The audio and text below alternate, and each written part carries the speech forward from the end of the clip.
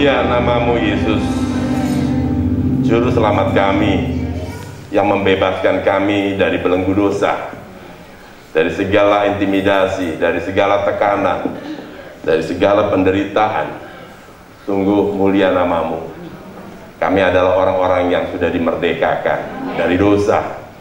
Oleh kuasa darah Kristus, kami dimerdekakan. Kami mau dengarkan firman Tuhan. Biar Roh Kudus yang sudah ada pada kami akan membuat kami mengerti apa yang sesungguhnya Bapa Surgawi inginkan. Terima kasih Bapa, dengan Roh Kudus yang ada pada hamba-Mu juga, Roh Kudus akan berkata-kata seperti apa yang Bapa Surgawi inginkan. Apa yang hamba-Mu sampaikan bukan dari apa yang hamba-Mu inginkan, tetapi semua apa yang Bapa Surgawi inginkan. Itu sebabnya Roh Kudus kendalikan hamba-Mu ini. Dengan segala keterbatasan, Roh Kudus akan mengungkapkan segala rahasia firman Allah. Terima kasih Bapa, di dalam nama Tuhan Yesus Kristus kita yang siap dengarkan firman Tuhan sama-sama berkata amin. Puji Tuhan. Bapak Ibu, saya undang bangkit berdiri semua.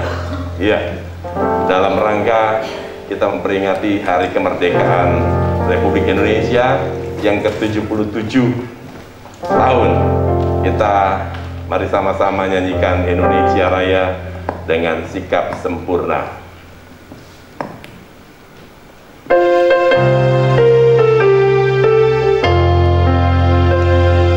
Indonesia tanah airku, tanah tumpah darahku. Di sanalah aku berdiri, jadi pandu hidupku. Indonesia kebangsaanku, bangsa dan tanah airku. Marilah kita berseru, Indonesia bersatu. Hiduplah tanahku, hiduplah negeriku, bangsaku, rakyatku semuanya. Bangunlah jiwanya, bangunlah badannya untuk Indonesia Raya. Indonesia Raya, merdeka, merdeka, tanahku, negeriku yang ku cinta. Indonesia Raya, merdeka, merdeka, hiduplah Indonesia Raya. Indonesia Raya, merdeka, merdeka, tanahku, negeriku yang ku cinta. Indonesia Raya, merdeka, merdeka, hiduplah Indonesia Raya. Terima kasih, silakan duduk Bapak Ibu. 77 tahun Indonesia sudah merdeka. Amin. Kita bersyukur saudara kekasih, Indonesia sudah merdeka dan kita menjadi warga negara yang merdeka. Jangan saudara pikir bahwa bangsa Belanda, orang Belanda yang beragama Kristen itu, jikalau bangsa ini tidak merdeka, jangan saudara pikir kita bisa beribadat dengan bebas. Orang pribumi tidak akan mungkin diberikan izin atau diberikan kebebasan untuk melakukan apapun. Kalau kita anak-anak Tuhan yang memang mayoritas pribumi, hari ini kita bebas untuk beribadah. Itu karena kemerdekaan yang diberikan, yang direbut oleh pahlawan-pahlawan bangsa kita. Kemerdekaan ini bukan pemberian. Kemerdekaan ini dilakukan dengan perjuangan, dengan pertumpahan darah, menyerahkan jiwa raga para pahlawan kita. Dan Indonesia merdeka bukan direbut oleh satu golongan, oleh satu agama tertentu, oleh satu suku. Tidak. Bahwa kemerdekaan Indonesia juga direbut, ada andil, ada ikut bagian dari orang-orang Kristen. Saya mau katakan, agama Kristen tidak dibawa, tidak diajarkan oleh bangsa Belanda. Ya. Katolik dan Protestan, mereka masuk sebelum bangsa Belanda masuk ke Indonesia. Franciscus Xaverius, ya, seorang berkebangsaan Spanyol, dia masuk Indonesia, diutus oleh bangsa Portugis, masuk ke Indonesia Timur itu tahun 1541. Dan Belanda pertama kali masuk di Indonesia 1596. Kedatangan kedua 1598. Kemudian di Batavia, ya ini yang sejarah anak-anak SMA, anak-anak SMP, SD, mungkin masih ingat ya. Belanda masuk Batavia 1602.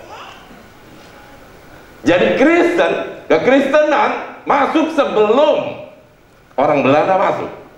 Kekristenan diajarkan, disampaikan oleh bangsa Jerman juga. Franciscus Xaverius, seorang Katolik, dia masuk Indonesia untuk dia datang sebagai misionaris. Setengah abad sebelum bangsa Belanda masuk, kekristenan sudah masuk di sini.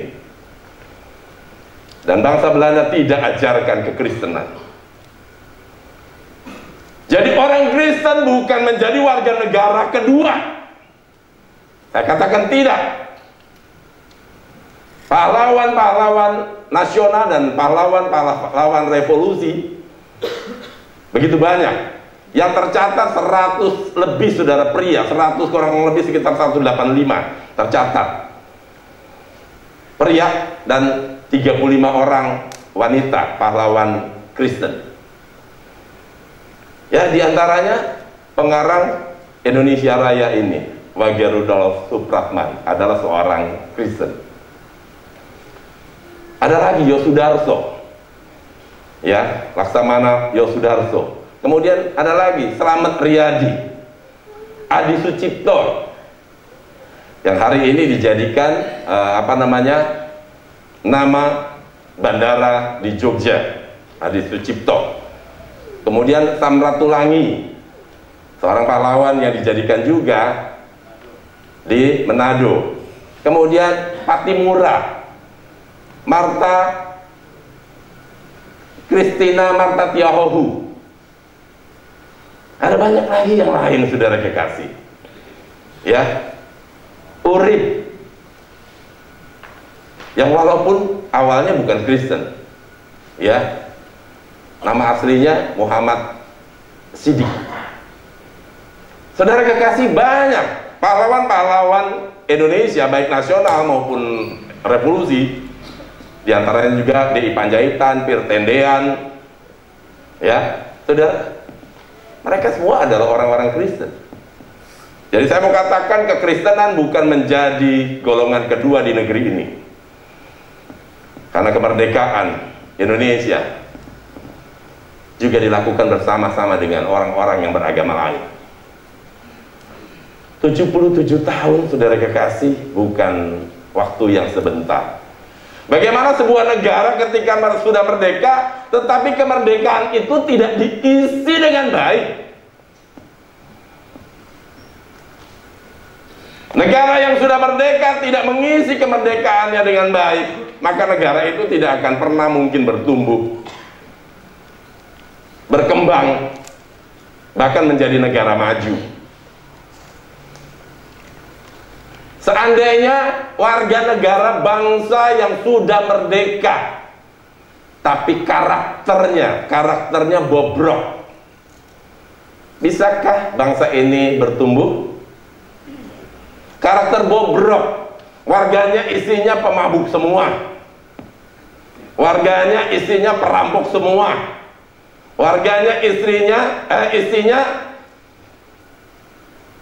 korupsi semua. Tentunya negeri ini tidak akan pernah bisa bertumbuh, berkembang, dan maju. Bagi kita diingatkan oleh Tuhan, ada kesinergian antara kemerdekaan rohani kekristenan dengan kemerdekaan bangsa Indonesia. Saudara kekasih, kita ini adalah orang yang dimerdekakan oleh Kristus, direbut. Kita dimerdekakan. Kristus yang menyerahkan nyawa seperti para pahlawan yang sudah gugur juga di medan perang untuk merebut kemerdekaan bangsa ini.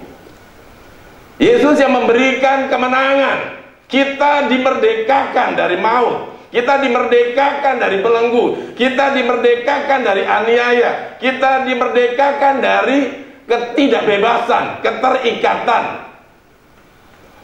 Di dalam Roma pasal 6 ayat 22, apa yang harus dilakukan oleh anak-anak Tuhan yang sudah dimerdekakan? Seperti warga Indonesia, warga negara Indonesia yang sudah merdeka, apa yang harus dilakukan oleh saya dan saudara sebagai warga negara Indonesia di negara yang merdeka? Ya, kita akan baca di dalam Roma pasal 6 ayat 22. Berbunyi demikian, tetapi sekarang setelah kamu dimerdekakan dari dosa dan setelah kamu menjadi hamba Allah, kamu beroleh buah yang membawa kamu kepada pengudusan, dan sebagai kesudahannya ialah hidup yang kekal. Saya ulangi, tetapi sekarang setelah kamu dimerdekakan dari dosa dan setelah kamu menjadi hamba Allah, kamu, katanya, beroleh buah yang membawa kamu kepada pengudusan, dan sebagai kesudahannya ialah hidup yang kekal. Pertama, dimerdekakan. Yang sudah dimerdekakan oleh darah Kristus. Kemudian kita menjadi hamba Allah. Tuhan kita bukan lagi dunia ini yang mengintimidasi. Tuhan kita bukan lagi dunia ini yang dikuasai oleh roh jahat yang menekan kita untuk tunduk kepada dosa. Tetapi katanya apa?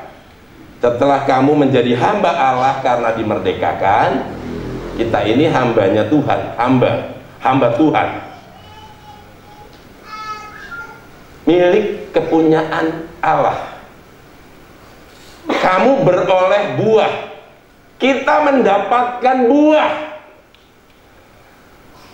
Kita mendapatkan sesuatu yang membawa kita kepada pengudusan.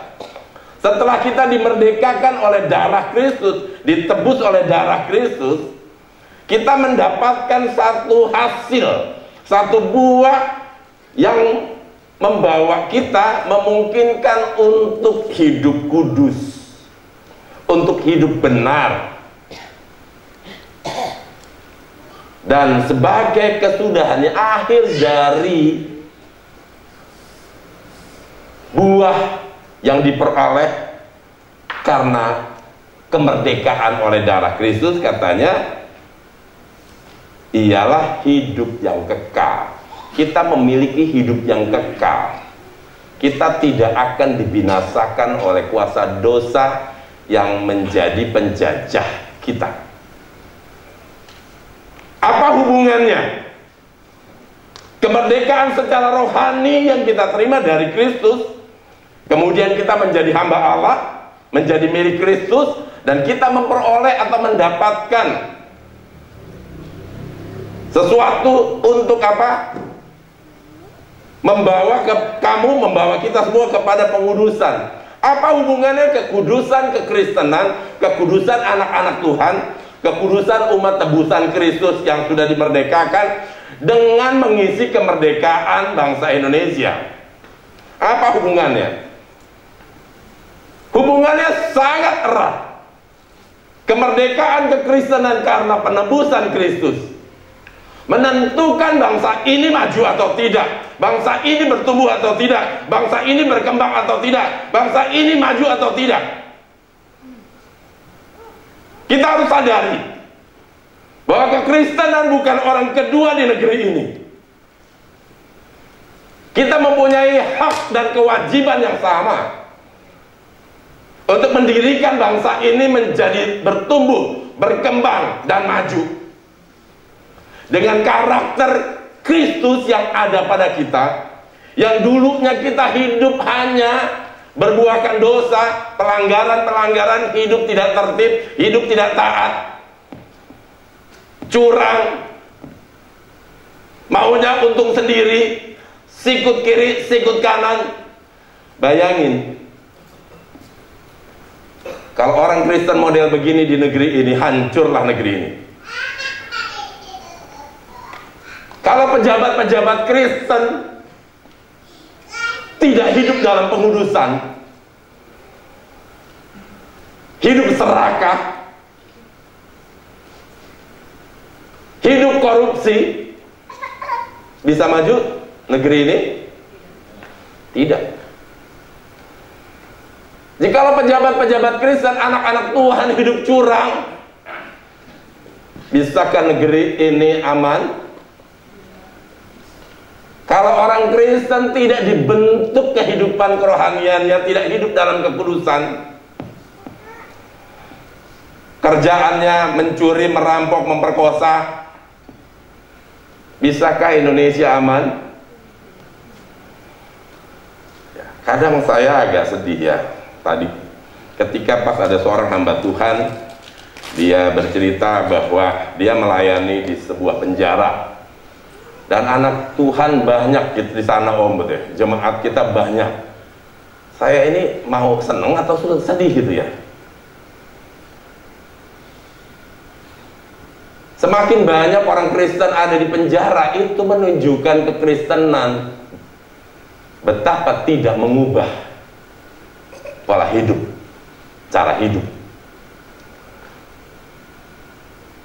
Ada banyak jiwa-jiwa di penjara, anak-anak Tuhan ikut ibadah.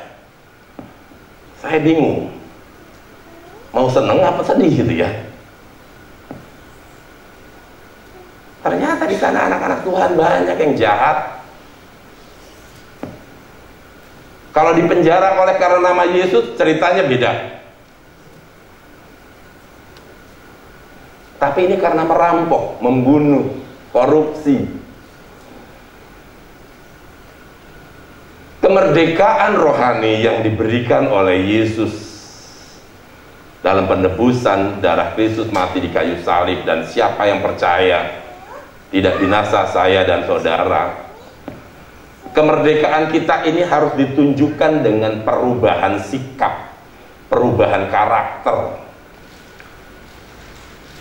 Indonesia akan maju jika orang-orang Kristen hidup berubah, hidup dibaharui dari hari ke hari. Ya, sekali lagi, kita bukan golongan-golongan atau kelompok kedua di negeri ini. Kita punya kewajiban dan hak yang sama sebagai warga negara. Kalau anak-anak Tuhan berubah dengan hidup kudus, dengan hidup sungguh-sungguh ikut Tuhan, kemudian hidup diberkati berkelimpahan. Kita ada di kota Majalengka, ya, tercatat di kita sekitar 600-an lebih jemaat kita. Kalau 600 orang ini semua adalah orang-orang yang hidup taat kepada firman Tuhan, mendengar dan melakukan firman Tuhan. Firman Tuhan bilang apa? Segala berkat ini akan turun kepadamu. Ya, Diberkatilah engkau di ladang, diberkatilah engkau di kota. Diberkatilah katanya hasil ladangmu, kandungan kambing dombamu. Diberkatilah bakulmu, diberkatilah adonanmu, diberkatilah engkau pada waktu masuk, diberkatilah engkau juga pada waktu keluar. Tuhan akan membiarkan musuhmu kita menyerang engkau bersatu jalan. Walaupun masalah banyak, tetapi janji Tuhan untuk orang yang mendengar firman Tuhan dan melakukan firman Tuhan, kemenangan ada di tangan mereka. Walaupun katanya musuh bersatu jalan menyerang engkau, menyerangi engkau. Ya, di Ulangan 28 itu katakan, bersatu jalan mereka menyerang engkau, tetapi bertujuh jalan mereka lari daripadamu. Kalau firman Tuhan yang kita dengar dan kita lakukan itu mengubah cara hidup kita sebagai anak-anak Tuhan, sebagai orang-orang Kristen, pola pikir, tindakan, mengubah. Firman Tuhan itu sendiri ada dalam hidup kita, maka segala berkat ini akan diturunkan, dicurahkan kepadamu. Kalau kehadiran warga gereja penyebaran Injil di tempat ini sekitar 600-an yang tercatat, ya, yang aktif setengahnya mungkin ya. Yang bergantian ya sekiannya. Minggu ini datang, minggu besok enggak, minggu besoknya datang, per 2 minggu, ada yang per 1 bulan sekali. Datangnya cuman kalau perjamuan kudus, ya. Dan ada juga Kristen tahunan, datangnya cuman kalau Natal. Begitu Natal, ini membludak saudara, sampai keluar-luar, ini penuh dan penuh sampai keluar. Ketika saya lihat, oh saya kenal ini, saya kenal ini, saya kenal ini, saya kenal. Tapi ketika pas ibadat minggu pada kemana? Seandainya 600 orang ini kita yang ada di kota Majalengka adalah orang-orang yang diberkati berkelimpahan, kita menjadi seorang pengusaha, orang pengusaha yang berhasil, konglomerat-konglomerat di kota ini. Bayangin, 600 konglomerat bagian Indonesia, 600-nya itu adalah orang Kristen di Majalengka. Seperti apa kota ini? Seperti apa? Dahsyat. Ya, saudara bisa bayangkan?